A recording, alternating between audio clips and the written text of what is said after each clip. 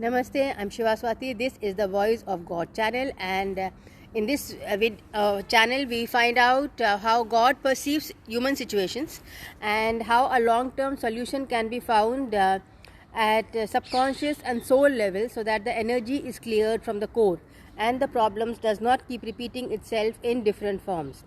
So, right now, as the new age is coming into 2025, there are a lot of issues which are coming up which have not come up so starkly earlier. For example, the current farmers' protests which are going on, and recently we had other protests, religious protests, and then we had the pandemic problems coming up.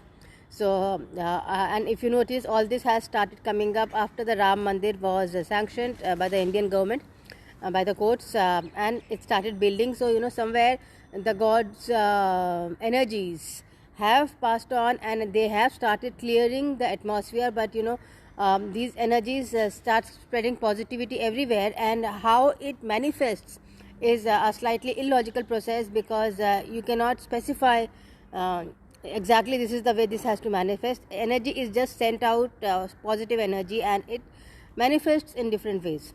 So definitely fights for justice erupt from the bottom and in various sectors of the economy, and oppression definitely is not a solution because you have to hear the downtrodden. It always happens that revolutions always happen and people in the superstructure go down while people at the bottom level go up, but then they also become corrupt later and then they become the superstructure, and then again there is a fight from the bottom levels.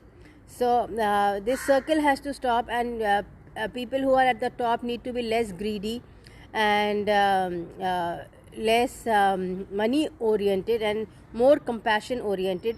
This needs to be taught from schooling, because if you teach in our times, we were taught to share our food and be compassionate towards others, and there was no harm in even sharing your answers in an exam, though it was called cheating, but it was generally allowed, like, okay, this much sharing is allowed. So in a way, all that has helped us become more compassionate than the younger generation. In the current generation, especially the 30 years olds who are at the top positions, they have a lot of cruelty. Even if they help, it is for something ulterior. There is an ulterior motive towards all helping, and they think that it is correct to disown people whom they are not accountable to financially or directly, and they think it is correct to be cruel and competitive and just think of yourself and your own needs and your own love or lust relationships and not think anything extra. There are several people like that, thousands, and they are in top positions because and to get into a good job you only need a good education, and you need a good financial background. And if you have good education, all you need is that you have good marks. For that you need memory. So your analyzing skills are not tested at all. It's only your memory skills which are tested, and memory skills actually reflect your robotic thinking, because if you reproduce in the exams that which you have crammed up, it is someone else who has thought and you have only obeyed. So you are like a robot. So essentially our education system is only creating robots, which is reflected in the economy, that there is so much large scale injustice going on, and people are unable to find solutions because they are only trained to obey and not think and analyze and find different ways of doing things. There is so much corruption underlying the surface. It is not just one issue. One issue can trigger several other issues underlying, and a lot of dirty water can come up which can create a lot of chaos. Now this should not have been created if after independence the leaders had been honest, but that was not insisted because honesty was never considered a criteria of success. Only money and riches and cars and good weddings and fashionable clothes are considered a criteria of success.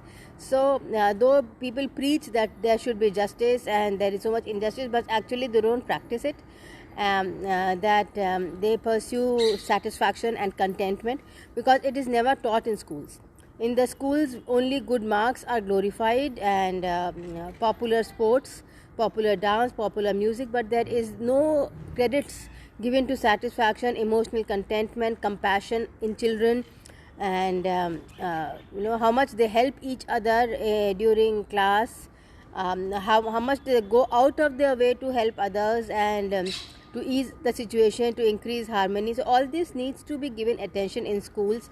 Emotional management needs to be given attention in schools. Only then it will transfer to adult levels. Only then you will find justice in the economy. Though schooling is probably only actual schooling is a very little percentage of the economy, because otherwise it's just robotic schooling where people cram up and reproduce what they are told to reproduce in exams. Nobody really thinks. Even if there is 75% literacy, there will be 1% people who are thinking actually, and the remaining are only reproducing what others have thought. So this robotic thinking is encouraged in the garb of literacy, and this is called education. It is not education. Education is creative thinking, your ability to apply answers. There should be no questions on definitions, on names of authors, on dates of authors, on definitions of concepts. There should be only application questions.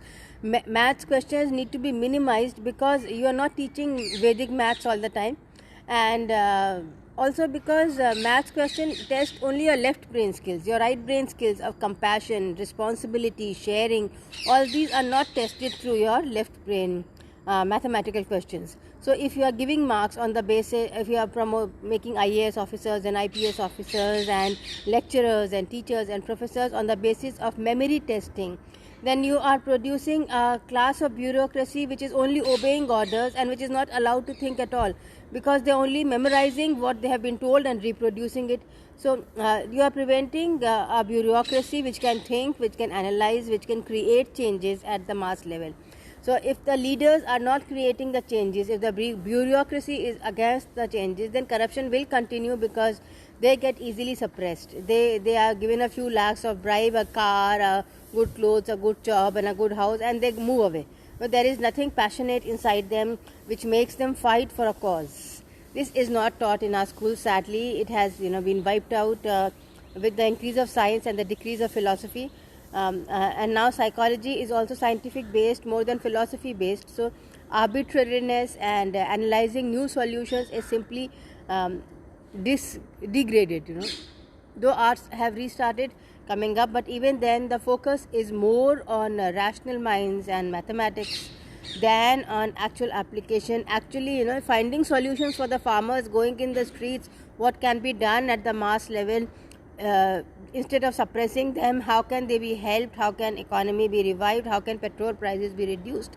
This is very simple for an economist, but good economists are removed from the system, and only those who obey orders of the authorities, who are not economists, are kept in the system. Because if you actually allow the good people to come in the system, the whole system goes into chaos. So to tolerate that chaos, to handle that chaos, you need equipped people. Otherwise, it can create large-scale revolutions, violence. So it's simply, it's like there is a river bursting with water, and you are simply putting a wooden frame on it to somehow contain the floods. But the floods will come out over time. Revolutions will happen. This is how humanity changes. So, so the perspective of God is that whichever fight for justice you do, you need to do it with peace, and you need to continue doing it till your goal is accomplished, instead of giving up in pressure, so that society cleans. It takes time. It takes a long time. It is not a quick process. It takes a long time to clean yourself from depression or healing, and it also takes a long time to clean society from sadness. However, if you continue on the path, then slowly changes happen and you do succeed.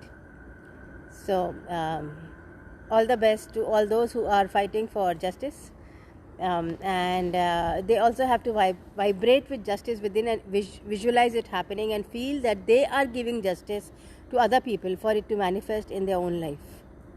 To the people who are weaker than them, they need to give justice to them, so that the justice circles back and comes in their own life also, to their wives, to their children, and to other weaker sections.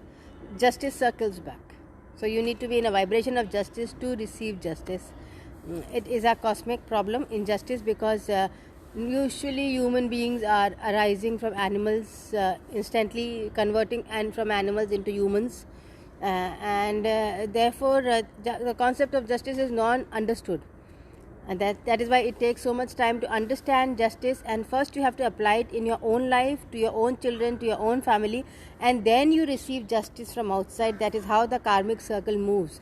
There is no way that you will receive justice from outside while being back to your own family members, to your wife, to your children. If you walk away like an ape from your own family and go for lust and prostitution and alcohol, then you also die like an ape, being killed by swords. So you have to give justice to your own family, to your own identity, to your soul, to receive justice from outside. That is a karmic cycle. So when that is created through schools teaching how to feel justice and give justice, then at adult level automatically the changes are much easier than schools teaching you the opposite of justice, competition, which is competition, and then expecting justice at adult levels becomes very difficult. Thank you. Please like and subscribe.